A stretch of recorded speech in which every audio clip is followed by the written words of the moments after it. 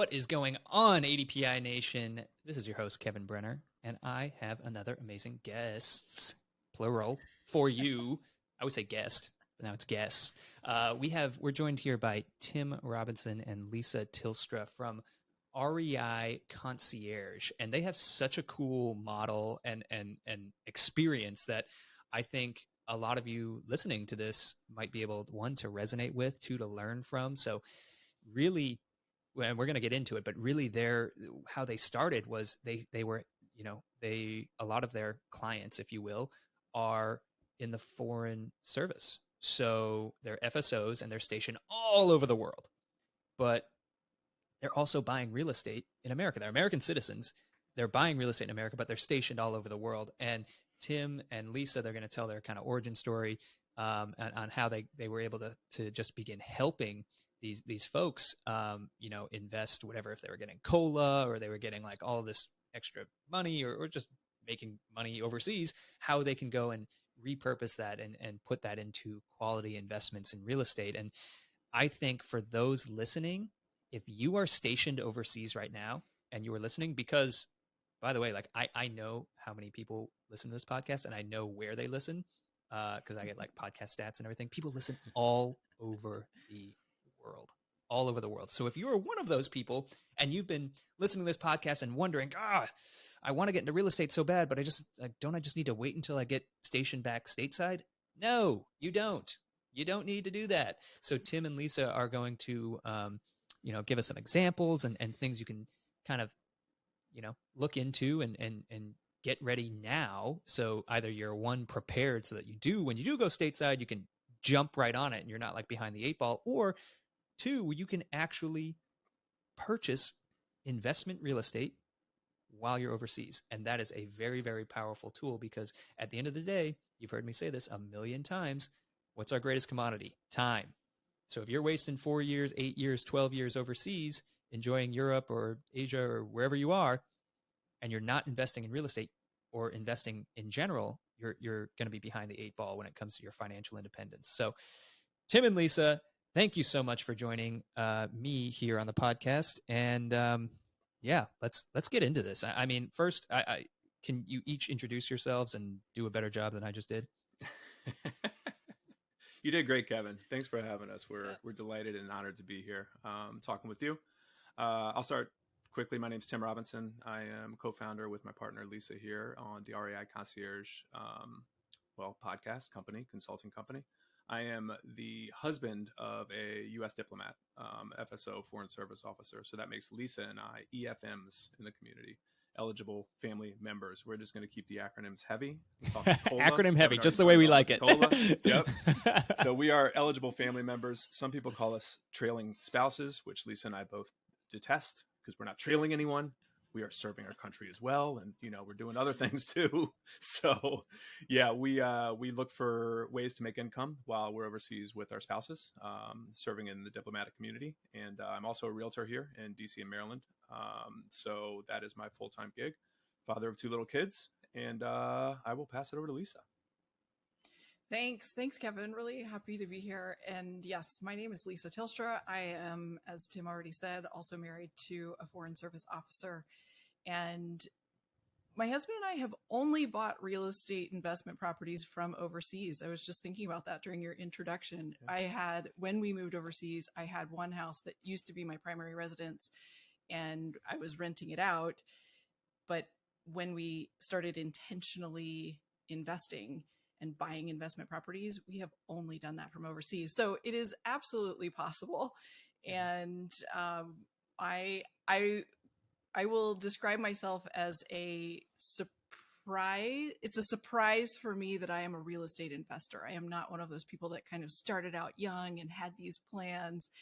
It was, my parents had a couple rentals when I was growing up and they had also a seasonal business. So I remember my mom saying, in the off season, oh, I'm so glad the rent checks came in. And so in the back of my mind, I was always thinking like, well, that's practical. And my husband and I thought we would maybe buy 1 or 2. And when I first started renting out my primary residence, it was like, oh, that's not as hard as I thought it was going to be. And, here we are. And I think we're up to 19 units now, which I feel for me, I feel is really exciting, and we've kind of gone at it conservatively. And that's another piece that I always like to emphasize, because some people feel like you have to take major risks to do this. And it's like, well, I mean, you can, and you don't have to. You can be successful even from a conservative financial perspective. So that's a little bit about me. That's incredible. And I love how you said that you purchased everything from being overseas, because in our community, in the ADPI community, I mean, we see it in the Facebook posts, we see it, this is a major barrier. And I touched on it earlier, but this is a major, major barrier for folks, because they're like, I got stationed overseas. I just got orders to Korea. My investing career is over. It's like their world comes crashing down around them, and it's just not true. And if you can, dispel that myth a little bit, and we're going to get into tactical and practical and what properties that, folks stationed overseas should kind of target, and how they should go about doing it, and all of this stuff. But like for you, Lisa, what was that first one like when you purchased it overseas? Like, cause, and the reason I ask this is because my story, I purchased a quadplex in Savannah, and then I purchased another one 6 months later, and then I got orders to DC, and I could no longer go and physically drive by these places. And for like, when I was leaving Savannah, I was like, oh my God, this is going to be bad. And actually it was amazing, because I had a property manager and I didn't have to worry about it. And even if I wanted to check on it, I couldn't. So like, I haven't been back in years. And, I just sold one of them, and I didn't go back, and it was all remote done, and it was incredible.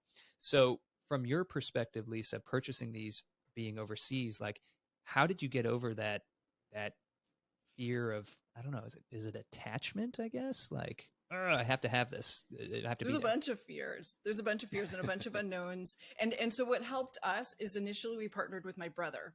So he was here, he found a duplex, and he didn't have any cash. So he was like, hey, you guys have the cash, I have the time, I can manage. And so we developed this partnership with my brother, which was great. And we got 2 duplexes that way. And so having somebody we knew and trusted on the ground was really helpful initially. Then my brother had the nerve to move out of state and how dare leave he? us. And so then my father-in-law was still in the area, so he would go show up with the realtor and take us on the FaceTime video tour. And then we started to realize, oh, we don't need a family member. We can maybe find a realtor that we really trust and who gets us and what we're doing. We have also worked with turnkey companies and had success with that process of purchasing.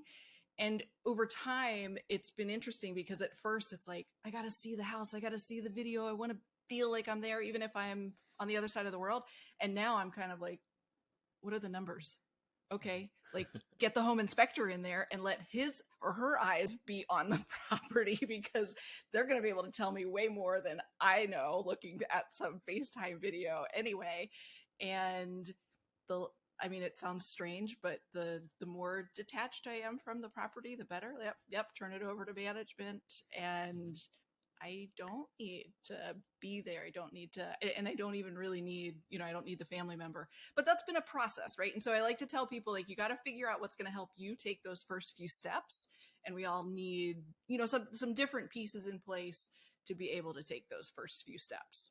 Yeah, 100%. And taking those steps is scary. Like I say this all the time. The only way to overcome the fear of the unknown is to make the unknown known through education. And usually you take that by taking those steps, and you say, oh, that wasn't so bad.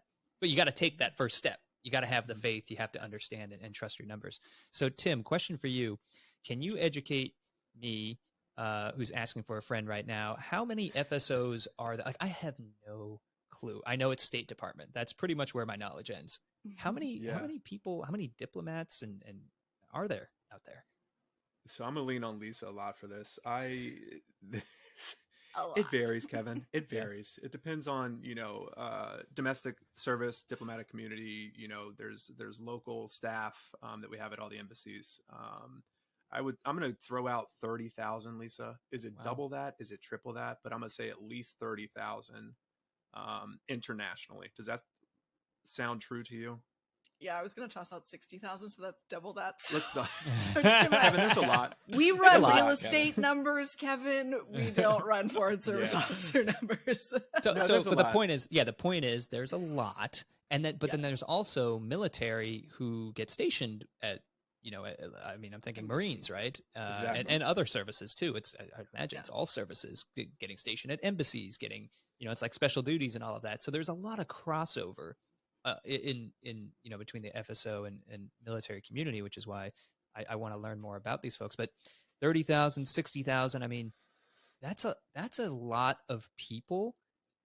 So from that perspective, like from where you guys sit at REI Concierge and you're helping these folks, what are you advising? Like, pretend I'm an FSO right now, or I'm an overseas military person. I'm like, man, I really want to get into real estate investing. Like, what kind of tactical, practical tips are you giving them from the jump?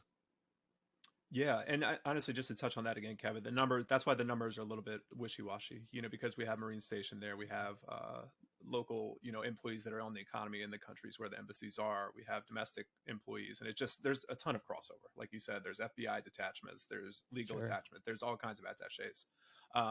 But there's a lot of us. And what we do practically is, like you said, I really like what you said about, everything's unknown and scary until you make it known through education. And that's really what Lisa and I try to do. And that's honestly, Lisa educated me when we met in the Netherlands at Post at the Marine Corps Ball, actually. And she, I had kind of put my real estate investing on hold. I'm overseas now. We can't do it. It's too scary. There's too many moving pieces.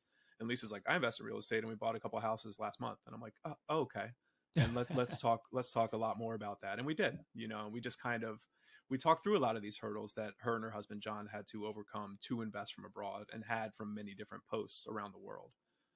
So practically speaking, it's all about the team on the ground, just like you and Savannah, Kevin, and, my investments in Kansas City and Birmingham. We can't be there. Sometimes we don't want to be there. And that's really scary when you're in Saudi or you're in the Philippines or you're in the Netherlands or Europe. But it's all about establishing trusted teams on the ground. So that is the first piece. If you are unwilling or unable to do that, it's a no-go. Like that is it. If you can't, I guess, allay some of those fears through talking these people through and seeing videos and running the numbers and looking at their track record and making sure they can do this for folks from abroad, then it's a non-starter. But once you establish that relationship, and that's kind of, we are the concierge to that piece. People come to us and kind of get comfortable with the numbers, see how much COLA they got, depending on where they're posted, see that it's government housing, see that they don't pay utilities, all this quote unquote extra money that we get when we're at Post. A great place to put that is in real estate back in the States. So tactically overcoming those fears is really a matter of establishing those trusted relationships and having conversations. Then we can get into the lending piece and the property management piece and all these things, but really choosing those markets is something we did. And then establishing those relationships to overcome those initial fears. Yeah. And I say it all the time, real estate's a team sport, and 100%. overseas real estate investing, people call it long distance real estate investing, whether, my stuff in Savannah or, your stuff in, like you said, Kansas City, but that's all long distance. And once you're like, in my opinion, once you're like an hour and a half outside, it's all long distance to me. You could be 1,000, 1,500 miles away, 5,000 miles away, or an hour and a half away, because I ain't going there. Like, I don't like driving that much. So I guess, and everyone has, different opinions on that, but long distance real estate investing and overseas real estate investing is different, or I'm sorry, is similar. But, what I want to explore with you guys is like, what specific challenges does someone who is overseas face when they're trying to go through the acquisition process, and how have you helped your clients kind of overcome those? I would say the most challenging part is closing. Mm-hmm. And that has been, my husband and I have figured out closings various ways. And that is, again, that's repeatedly the hang up point. And a couple different strategies. Sometimes we get all the paperwork sent to us. We print out those hundreds of pages. We find all of those sign here places ourselves, put our own little stickers like a title company would do, and then make an appointment at the embassy itself with consular services and go in and have a consular officer there notarizing for us. So that is one option. And then those papers have to be FedExed or DHL'd back to the US immediately. Ideally, they're supposed to arrive within 24 hours. That is impossible from certain places in the world. So it's sometimes 48 hours, sometimes longer. I shipped closing documents out of The Hague in the Netherlands, and I'm tracking, got busy. A couple days later, the title company reaches out and they're asking, hey, where are your closing documents? And I freaked out for a moment. They got hung up in Rotterdam, which is like a 30-minute drive from where I dropped them off at the office, for 5 days. And I'm like, This is the Netherlands. This is a country that works really well. So things can happen with that. Fortunately, our title company understood and were patient and worked with us. So we officially closed on that eventually. But what we have also done is worked with a power of attorney. And this has become my preferred method of closing, where I appoint someone. Oftentimes it's my sister, it's been my brother, it's been my father-in-law, and they get assigned as power of attorney. Then we still have to have documents signed at the embassy, but my husband and I are only getting those power of attorney documents signed, which are drawn up by the lender. Yes. Yeah. And the title company, and they have to get shipped back, which I have also had issues with. Thank you to Hurricane Ian a few months ago. Anyway, my power of attorney got lost completely. Again, title companies can be your friend, and they can also be a challenge to work with here. But closing is repeatedly from overseas like the biggest challenge. So those are either signing at the embassy or having a power of attorney are the two methods that we have used. At some point in time, I hope we will have e-signature for all of our closing documents. Oh, preach. We can't do this yet. And I blame it on the lenders. It comes down to the lenders, because we have looked into this so the banks, much. It's the lender. Yeah, it's the whole thing.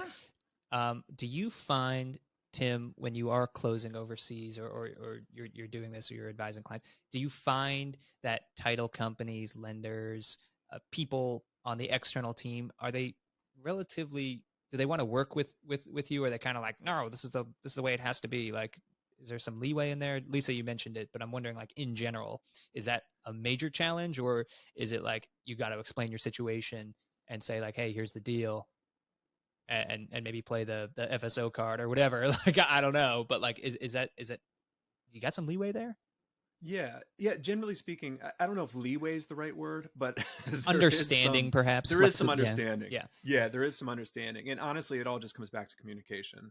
Lisa and I are big proponents of, with all our clients and with our own personal transactions, of just, we send emails to everybody, so we're like, hey, realtor, property manager, turnkey, title, lender, everyone on one email. This is where I'm at. This is what I think is needed. What questions am I not asking? What do you need from me? Give me some timelines, and just make sure everyone replies all. And that is the key we found, because there's always, everyone's trying to work together, but things get lost in communication. And title is really that backdrop, right? Like, they're the ones that settle. They're the ones that need the signed documentation. Generally speaking, though, when we talk to them, we say, this is our situation. We are 6 hours ahead of you. Like, if you mail me something, I'm going to get it in 7 to 9 days. When I mail it back to you, even if I overnight and spend $100 to get it to you, it's going to get there in 3 or 4 days. So we need things to happen immediately. Like, when you have it, please send it. As soon as I get it, I'll send it.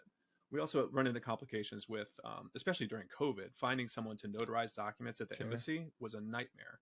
I mean, the consular officers would be there like literally once a month, and everyone who needed anything notarized during that time had to schedule 15-minute increments, at the embassy in Amsterdam to sign these things, and you would just have to bang it out and send it. And if you missed that window, I mean, unless you had a POA, you couldn't close. So there is a lot of really specific, this has to be done at a certain time in a certain way. But we've found, for the majority, and I can't think of anyone even off the top of my head that's really been a problem, the title company generally wants to close just as much as you do, because that's how they get paid. So they're willing to kind of, jump through some hoops and be a little bit flexible. within the guidelines of the contract. So generally speaking, as long as you're very upfront about it and just say these are the speed bumps we anticipate hitting that we hit almost every time, then they can kind of prepare themselves and work with you on it.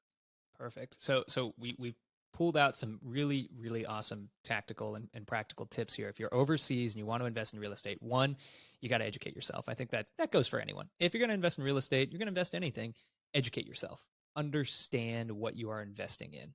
And be able to look at the numbers and figure that out. We talked about, I love the tip of getting a power of attorney. That's huge, because that can save you just so much signing and everything at the closing table. It's really, really important. I never would have thought of that. And then just building a team. Like, you have to build a team and trust a team. So let's talk more about specific assets, because obviously people who are overseas are not going to be using a VA loan or doing a house hack or an FHA or anything. They can't live in the property. So, I guess unless, I'm just thinking out loud here, like if they were PCSing within 60 days or whatever, and they, potentially you could do something like that, right? Like you could set yourself up like that. But let's assume that is off the table. You're maybe 2 years into a 4 or 6 year tour in Europe or wherever. What are you doing? Like, what assets are you looking at, and what financing options are you looking at? If I can jump in and just add one thing really quick to the team part that you were mentioning, Kevin. Sure. Is another big part of investing from overseas is managing the team. And I think that's really important to keep in mind, is that we have had individuals who get really frustrated because the title company forgets you're closing, either remotely or you're using a power of attorney. And it's like, hey, they have a bazillion other customers. I have to manage my closing. I want to stay in communication with them, set them up for success because they have so much going on. So managing the team, there's a fair amount of project management. That's kind of how I look at it. So Sure. I think that's just another piece that's really valuable to think about. As far as assets, I will speak just from our own journey. It's really intriguing when you start learning and educating yourself about real estate investing to look at the house hacks and look at doing a BRRRR project and look at flipping and maybe even wholesaling and driving for dollars and all of this hands-on stuff that is very exciting. And then for my husband and I, we were in Manila in the Philippines on the opposite side of the world when we first started doing this. And we really came to the decision that we would buy properties that were ready to go, that were ready to rent. Either they had been renovated or, maybe we needed to change out the carpet and the flooring and put a fresh coat of paint on, but no major renovations. Now, it is possible to manage all that from afar. We had to look at our own lives and our own situations and say, we've got all of these moving pieces in our lives.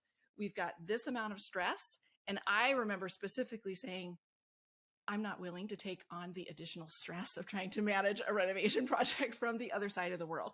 It can be done. And I've gotten into a little bit more of that as we've gone along, but initially it was just, okay. And the fear of that, I'm going to buy either a turnkey or a fully renovated property is, well, I'm not getting the best deal. I'm paying, the most money. But then we kept looking at the numbers and it was very clear we're still going to cash flow. We're still going to be getting amazing returns on our equity, on this investment. So, okay, well, maybe we're paying $8,000 more than if we could be there and we could paint the house ourselves and things like that. It's okay. There is a little bit of a price to pay for buying something that's just ready to rent out. And for us, we were like, the amount of stress that we're saving was absolutely worth that a little bit more money up front to invest in the property. Yeah. And it's kind of like seeing the forest through the trees a little bit there. To understand that you don't have those options. You don't have those options, like you said, to go buy the property and paint the property and do this, but that's okay. You can let go of that. Oh man, I'm not going to reach my 30% cash on this deal. Well, okay, that's super rare. So you can give that dream up, but you can still do better than the stock market. I mean, I don't know if you guys have been paying attention, but I don't know how your portfolio has been doing, but I lost 20% last year. Lost negative 20%. And talking with my accountant, he's like, "Oh yeah, you're gonna have some great harvestable losses this year." I'm like, "Great." Just what you want. Fabulous. Love how they put the positive spin. Yeah, exactly. So it's like, it's from that perspective, that's why real estate is great, because it's tried and true, and knowing that you can do it from all over the world is exciting. So Lisa, you talked kind of just, turnkey is your flavor. Are you getting into more management heavy intensive things? Or are you just sticking to long-term rentals? Do you do midterm rentals, even short-term rentals? Do you think that is an option for folks? It is absolutely an option for my husband and I. For our portfolio, we have all of our units are long-term rentals, except for one that I am currently deciding, am I going to do some short-term rental with it? I'm going back and forth. And again, I think it's a very personal decision. We know people who manage short-term rentals from overseas and do all sorts of projects from overseas. I have 4 or 5 different jobs in my life. I have a lot of different roles that I do. Mm-hmm. And so I have to, at some point, realize I can't do everything. So we personally are choosing to stay mostly with the long-term rentals. I have been back in the US and managed my first, what I consider semi-major renovation 2 years ago during COVID. That was a great experience and a great learning possibility. So, strategically looking at, okay, do I come back to the US and do some projects like that and then go back overseas? Lots of different options. And I tend to be the type of person that keeps going back to what's going to be the least stressful. It's still, adding to our overall wealth and our net worth, and these little properties that I've gotten that people thought like, they're not going to have appreciated amazingly over the last 5-6 years. And so it keeps coming back to, hey, it's working. It's slow and steady, and it's working, and it's pretty low stress. That's the other part that's wonderful. Yeah, 100%. Tim, what are your thoughts on that? Yeah, I'm in the same camp as Lisa. I think it's absolutely a possibility. I mean, to me, it all boils down, similar to Lisa, to what I want to spend my time doing and what the least amount of stress can come from those jobs is. And to me, trying to manage a short-term rental with the turnover and the cleaning and stuff like that from Manila or, The Hague it just sounds like too much for me personally. We do have clients that are absolutely looking into it and making moves on that front. So it's absolutely possible. I mean, honestly, just thinking out loud here again, Kevin, like EFMs, folks that like Lisa and I, that don't have full-time work at the embassy or jobs that allow them to work from outside the States, that's a perfect opportunity for them. Sure. If they have the bandwidth and the desire to get into something like tracking, prime rates on AirDNA and putting up the listings on Airbnb and coordinating with the cleaners and the property management. I mean, you can absolutely increase your cash flow if you wanted to do a short-term rental in like a vacation hotspot. That's absolutely something to explore. But I think for mine and Lisa's plates, it's too much right now for me to personally handle. But I think, honestly, looking back on it, if I would have done that while I was not working full-time in The Hague, I think that would have been great, because it's just something that it's relatively labor intensive, right? To just manage all these things. And obviously it's systematized and you can do it all kind of on the back end, but there's still more management than a usual long-term rental under property. Oh, 100%. 100%. So, and I'm speaking to the guy who knows for sure. Oh, yeah. It's a lot more work. Oh, so, yeah. So it's just, it's not my bag right now. It's just, I have enough going on and I don't want to manage managers all the time, and cleaning crews and stuff like that. But I think, I mean, now that we're speaking out loud about it, I think that's an ideal thing for someone who's really interested in getting into real estate, for an EFM that's at post not doing work at the embassy or on the local economy. I think it's a great thing to get into. Yeah. And it, it's funny you say that, because literally last night I had a call with my head cleaner. He owns the cleaning company, and he had asked me, he's been asking me for months. He's like, "Hey man, can you like teach me how to do this and all this stuff? And I'll pick up your operations and I'll run this." And I've always had like this attachment to doing things my way and doing it myself. But as I grow in business and I mature in just life, I realize that, no, I can delegate certain things to certain people, and he wants to learn. All I got to do is teach him. So we had an hour training session last night. I told him how to source deals and how to, how the operations work beyond just the cleaning, how this all looks. And he's super excited to get into it. And we're going to be picking up a couple more short-term rentals. Looks like in the Old Town area in the next couple months. So that's exciting. Very cool. But I want to be like hands off, and I want to trust the team and like, be in that position to go and like, hey, you got this, Yeah. So one question that we do get, switching gears just a little bit, because we've talked a lot about buying real estate in the United States. A lot of ideas that people get when they go overseas is like, hey, can't I just buy real estate in Germany or the UK or the Philippines or wherever they are? Is that an option, or would you advise people, well, I know every country's got different rules and all of this stuff, but do you think it's worth it for folks who are overseas to go after that route?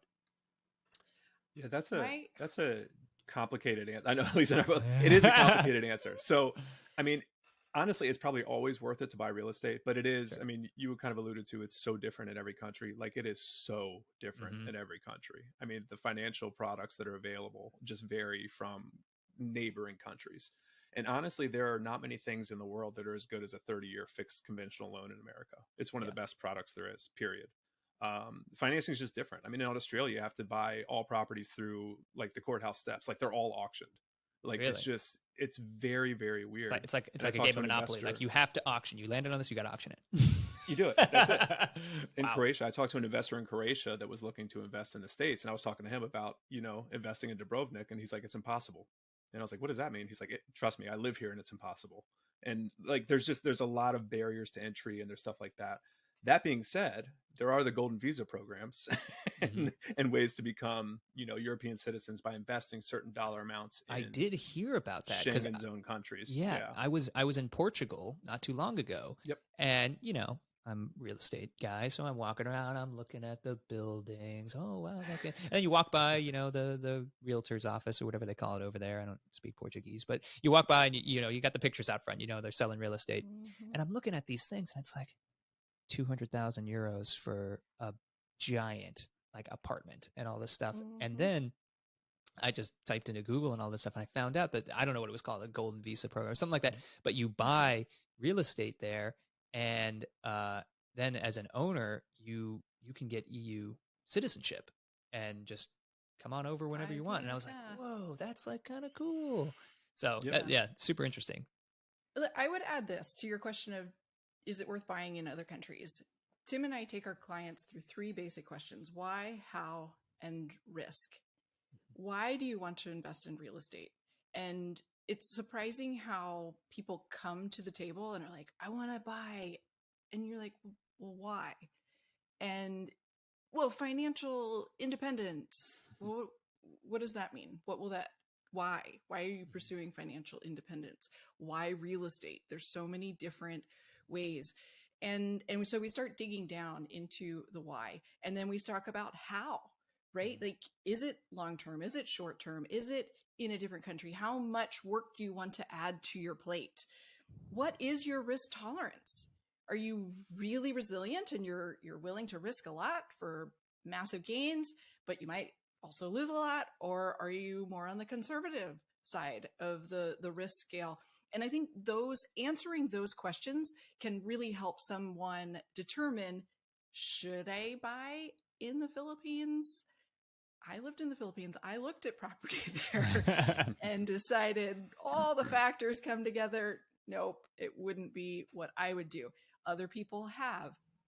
So I think going back to some of the basics, before you even start looking at, can I get a loan in this country? Would I have to just buy in cash, et cetera, et cetera? I think that's really important. Really answer why you want to invest in real estate, how you want to do it, how you want it to impact your life or not impact your life, and be honest about your risk tolerance. Yeah, that's and it kind of goes back to that whole thing we talked about at the beginning of the show about, being a long distance real estate investor. It sets you free from a lot of the stressors because it forces you to build a team and build a business. Whereas if you're nearby, if you're in Manila and you buy property in Manila, you're going to be driving by there. You're going to go do the things yourself, like because you think you're saving a buck, but you're really just hurting yourself and spending more time doing it. So there's that argument too. Yeah, no, I love that. Understanding your why is super important. It's an exercise I think we go through in every one of our academies right from the jump, is understanding why you're doing this, because that's going to shape your investing strategy. That's going to shape your methodology. That's going to shape the results that you ultimately achieve. Because it, like Lisa, you alluded to it, it has a lot to do with your risk tolerance and what you're able to do by understanding that why, and deeper than that surface layer of like, oh, I want to quit my job, or like I want to, whatever. I want financial independence. I want fire. Okay, cool. Why? I love that. Then what? Yeah. Then what? I don't know. So, all right, guys, this has been super, super awesome. We've laid out so many tactical and practical tips from simply educating yourself, from building a team, from when you're what's the biggest holdup when you're closing something in America while you're overseas? What is that? It's going to be your closing, right? And managing that and getting a power of attorney to save yourself some time and energy, and using the reply all feature to communicate and understand that, yeah, there's project management involved and you have to manage your managers. That's part of the gig. So understanding that, so much value has been pushed out for people listening to this podcast who are stationed overseas right now. So before we get into the bonus round, I wanted to put out a final word for both of you. What is one thing, like the biggest hang up that you see amongst your clients, and how have you helped them get over that when they're stationed overseas and they're looking to buy in America? I can't walk the house. I can't see the neighborhood. And it's, I go back to, I think David Green says it best on the Bigger Pockets podcast. He's like, I'm not a car mechanic. I open the hood. I don't know what I'm looking at. It's the same thing as me walking a house. I can see, okay, I don't see anything falling down. I don't see any animals living here, but I'm not a home inspector. You know what I mean? So we kind of walk them through, like, I get it. We have people that come to us and say, listen, I'm invested in, I'm really interested in investing from afar, but I'll never do it without seeing it. Okay, let's try to change your mind there, because you can't do that. You live in the Philippines. So I think that's the biggest thing, is actually being able to see it. And we just kind of talk them through that. And I love that analogy of like, what would change your mind that an inspector can't see? Yeah. So just being able to purchase without seeing it firsthand, smell it, walk the neighborhood. I think that's the biggest first hurdle. Yeah. And it's funny you mentioned David Green. I had dinner with David Green last week in Tahoe, and we were talking about all of where the market's going and everything. He's got some really, really interesting kind of viewpoints on where the market is headed, and bullish versus bearish. He's quite bearish on where we're heading. And kind of my biggest takeaway from that conversation, from that dinner with him, was, people for the last 10 years, he says, have been kind of mesmerized by cash flow. Like, I'm going to get all this cash flow. I'm going to get all this cash flow. Well, depending on the strategy that you're implementing, like sometimes that cash flow just isn't there, but that doesn't mean necessarily that you can't or even shouldn't invest in real estate. You have to rely on other numbers, and you cannot go in and expect to just buy a long-term hold and have a river of cash flow coming into your bank account every month. You have to be conservative, but you have to understand the full picture. And that was a really interesting conversation. But Lisa, same question to you. So my answer is being intimidated. People get hung up with being intimidated. Before I talk a little bit more about that, I want to just quickly go back to another challenge which we did not mention, and that is wiring funds from your bank to the closing that's agent interesting. when you're overseas. We don't need to go into detail, but like, talk to your bank ahead of time, ideally before you leave the US. So that can be another challenge, and I will just leave it at that. But that is one more challenge to look into in closing from overseas.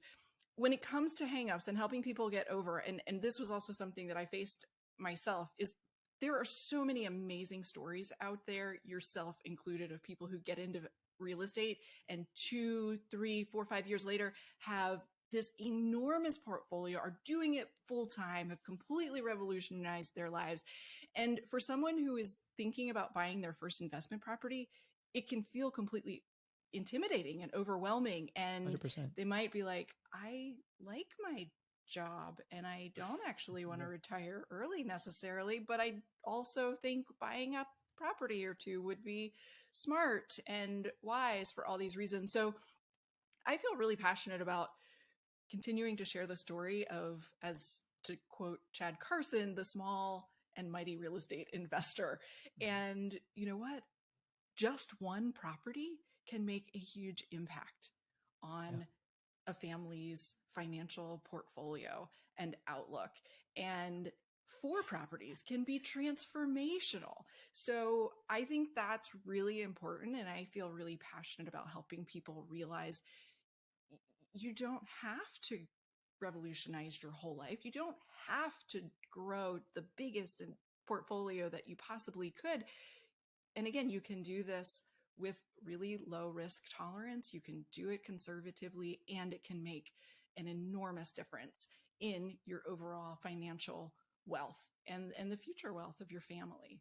Yeah, I love that. Keeping it in perspective and understanding that, like I mentioned at the top of the show, time is our greatest commodity. And with, you know, you get into this and you don't have to go and get a million properties off the jump, but you get one, and that can really, like you said, reshape your life. So that's super cool.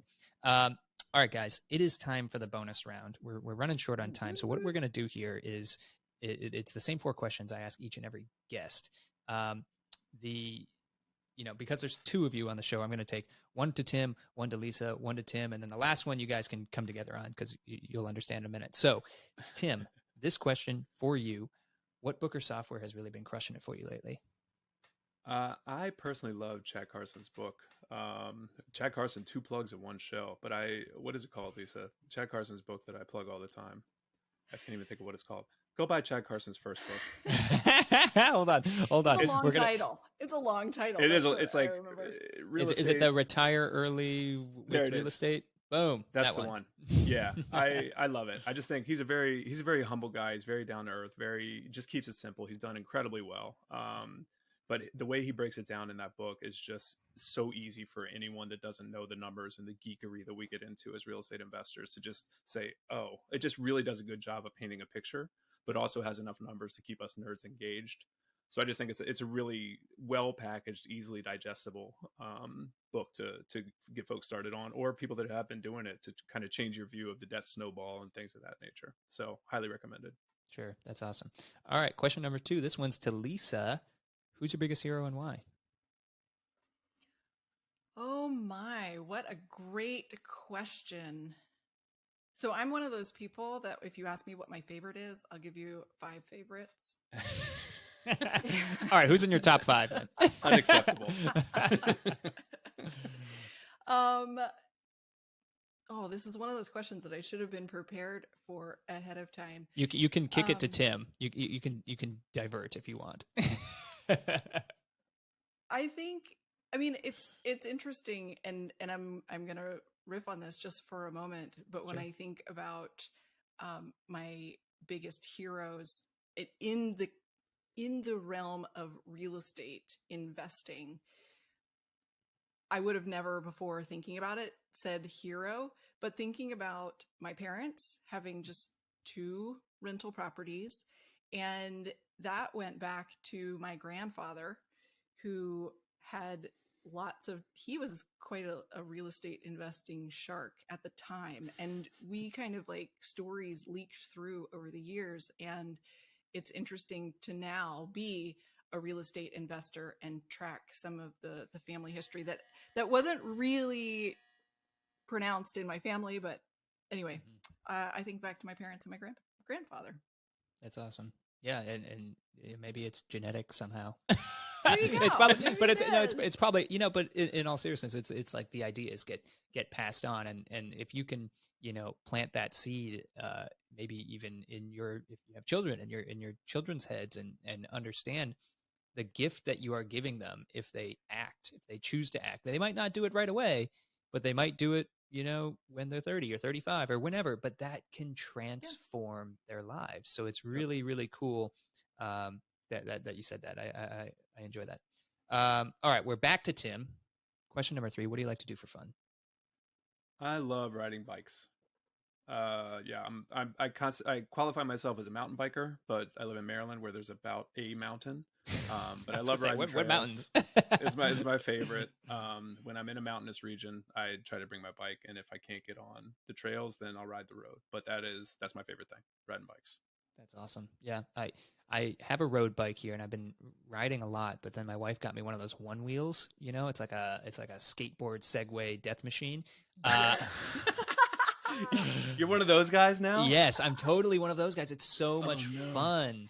It looks like a lot of fun, but also terrifying. Some jackass the other day rolled down his window and like while I was going by and said like, "Joke!" Like he wanted me to fall, and I was like, "Man, man? Why? Yeah, that I was, I thought to myself, I was like, at that moment, his heart is just closed. He has a lot of hate and anger, and maybe he never invested in real estate to afford a one wheel." So I was just like, he just wants my one wheel.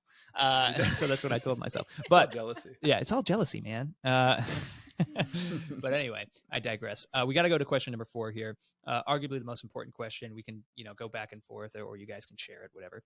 But we covered a ton of nuggets so far. If you had to summarize the 3 most important nuggets for someone who's listening to this podcast, they're stationed overseas, whether they're an FSO, they're military, whatever, they're stationed overseas, they want to invest, or they want to grow their investment portfolio, or whatever. What 3 actionable nuggets would you guys could you share with them right now? The first one, I want to riff on what Lisa said. Talk to your banks preferably prior to going to post and say, I am moving to Europe or Africa or Asia for 3 years. What do I need to do prior to me leaving in order to not have a problem wiring money at close? Because we have all hit that, and it's always a weird situation. And with that, make sure you bring your US SIM with you, because a lot of banks want 2-factor authentication, and they cannot text to European or African cell phone numbers. So it makes it literally impossible in the year of our Lord 2023 to receive a text from America with because it's a US SIM card. That's what you mean in your phone. Oh, wow. Yeah, it's these little things that throw massive hiccups in the process. So the more you can be prepared for those 2 things, both on the lending side, the better. That's clutch. Lisa, you got another one? Because I can keep going. There's a million problems. There's a million things you can do. It's not problems. To me, it's talk to somebody. Talk to somebody who's doing this, and talk to somebody who is doing it in a way that you feel is realistic for you. Again, this is my passion of helping people realize you can do this slowly, you can do this conservatively. There are a million different ways to successfully invest in real estate. So finding individuals who are doing it in a way that you feel like would be realistic for you, I think can be a major first step. Yeah, that's awesome. All right, guys. I mean, so many nuggets have been shared for folks. If people are listening to this podcast and they want to get in touch with you, how can they do that? Yeah, they can. Appreciate that, Kevin. They can reach out at www.thereiconcierge.com. We also have a podcast that you were kind enough to join us on a few weeks back. I think it sounded great. You were just delightful, Kevin. The REI Concierge I thought you were going to say, yeah, it totally sucked. We don't recommend that episode, but listen to the rest. Terrible episode. But you can find that everywhere on the interweb, Apple and Spotify and all that. And you can send us an email. I mean, just go to the website, send us an email. We're pretty responsive. We love talking to people, even if it's just a question that doesn't involve our actual services. This is our passion project, is the REI Concierge, is to show people that this can be done from overseas, because we've done it and we've hopefully had all the problems, and we can help you avoid some of those. So check us out there. Yeah, I can't speak enough about whether it's an educational course or a mastermind or a consultant or someone that is, if you don't know how to do something, investing time, money, energy, whatever that looks like for you, into someone who you know, love, and trust, and who has done what you want to do. Because I would have never thought of the power of attorney. I would have never thought of the American SIM card or talking to your bank. Like these are things that you never think of and can literally like pump the brakes on your entire aspirations just over silly, stupid stuff. Like when you zoom out and look at it, it's like crazy. Yes. So guys, you have been incredible. Tim and Lisa, thank you so much for joining us. We're going to have links. You're listening to this podcast, just scroll down to the show notes. We're going to have a link to the recommended book. We're going to have links to their website and where you can check them out and ask questions and reach out. I say this every week, y'all. Reach out to the guests. None of us, despite what you may think, are doing this for our health. I don't have like you must do one podcast a day or you're going to die. It's not a thing. Not a thing. Never been a thing. We just want to help and provide as much value as we can to people out there. So reach out, ask your question. We'd be happy to facilitate in any way that we can. I'm sure Tim and Lisa feel the same. So thank you both so much for coming on the show. This is awesome. Thank you, Kevin. Thanks for having us. It's been a lot of fun. We'll see you next time.